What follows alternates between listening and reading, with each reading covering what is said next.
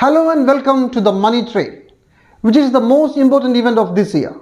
For many across the globe, it's the World Cup football. But a decade down the lane, this year won't be remembered for the soccer festival. Not will be remembered as the year of Ukraine war. It's something different. Not as joyful as football or as catastrophic as the Ukraine war, but rather a lost opportunity, where we closed a window and took a one-way ticket to disaster. This is what we will recall of 2022 in the next decade.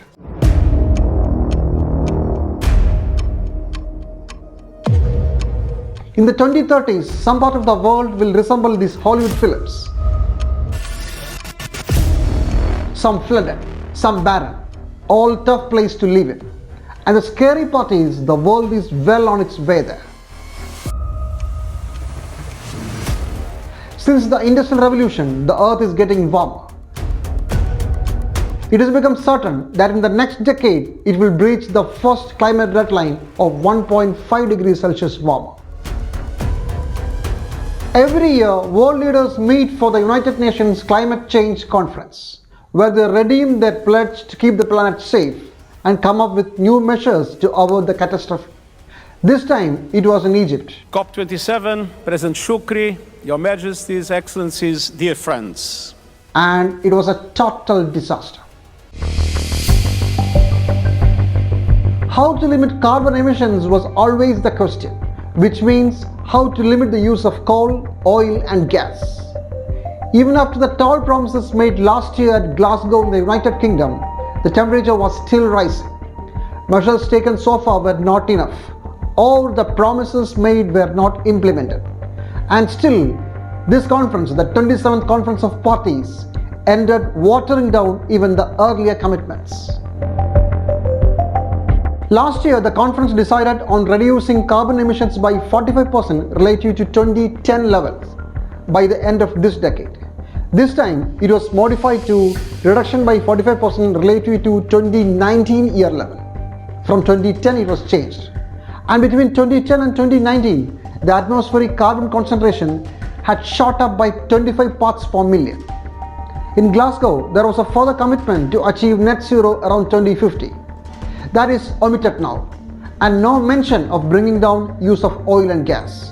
Meanwhile, another phrase was introduced which implores the promotion of low-emission energy sources.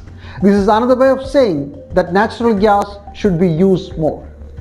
Let's not go into the details of how nations tried to beat each other in the conference. All that matters is when all the measures taken so far were not enough, and it was scientifically proven, the world leaders diluted the commitments already made. Why?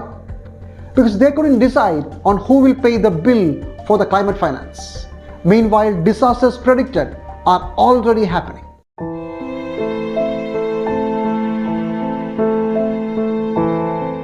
Floods in Pakistan almost sunk the nation for a month.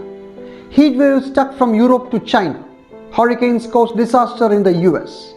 Food production is dropping in all major bread baskets of the world. Developed nations can still survive and compensate its affected citizens, but the poor nations can't. They don't have the money or the means to do it. All this while, the carbon emissions that have been accumulating in the atmosphere for some time, which is raising the global temperature, is the contribution of the wealthy northern countries alone. Almost they single-handedly did this. They have created huge amount of wealth by this same process of industrial extremist capitalism. So their capacities of, and they have, through this, the technologies have also developed. So it's a tri-junction. Their responsibilities, their capacities in finance, capacities in technology, all are there. Since the carbon emissions are predominantly of the rich countries, it was agreed way back that they will provide $100 million US per year from the year 2020 for the resilient and mitigation programs. But now they are shying away, almost all the rich countries. But $100 billion is a sort of emotional figure, because mostly what I have seen in the COP negotiations and heated arguments, the African countries, the IOCs, the Association of Small Island States, and the LDCs and like-minded states, all of them are saying if you cannot even fulfill this minuscule amount which you have promised in Mexico and institutionalized in Paris, then how are you going to demand and how are you going to ask us to change? And whatever little money the rich nations scoff up, it's more in loans and less in grants and aid. Means no help is free for the poor countries. They have to pay back with interest.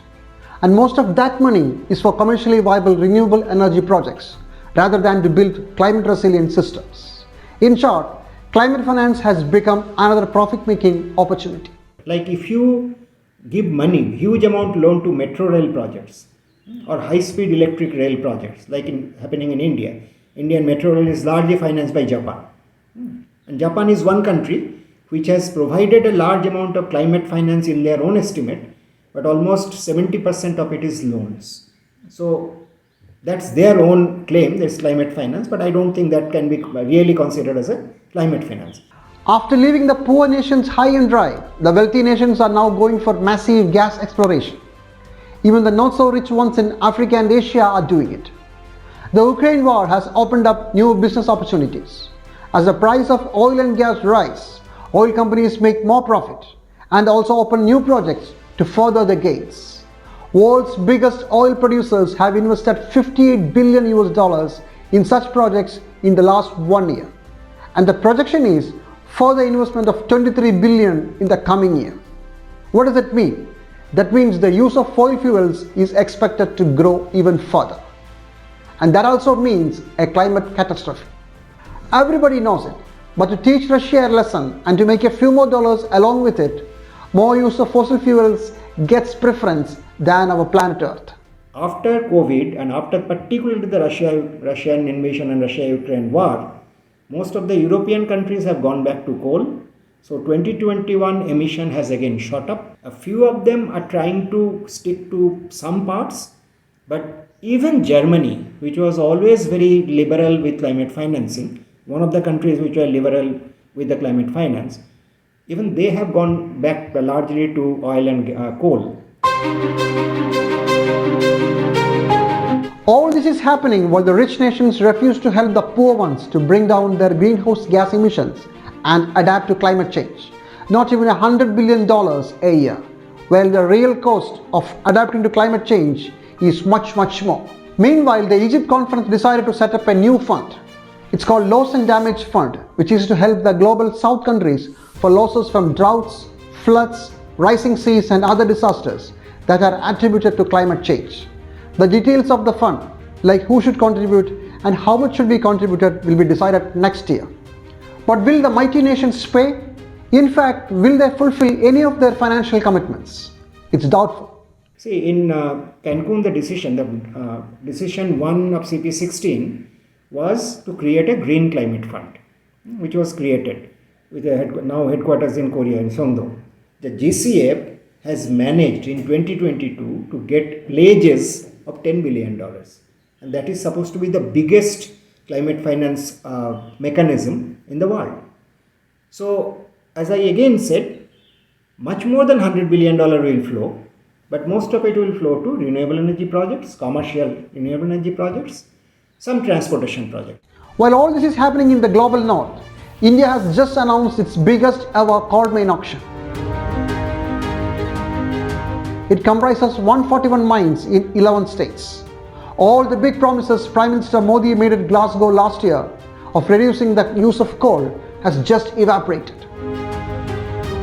For political gains and tactical wins, everything else was kicked down the lane in Egypt. Even if the environmental disaster is unfolding right before their eyes. The nations and its leaders have been doing it for some time, but now they won't be getting another chance.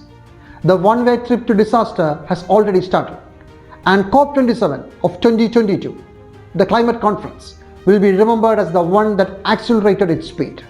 Thanks for watching the Money Train. Do subscribe and follow us.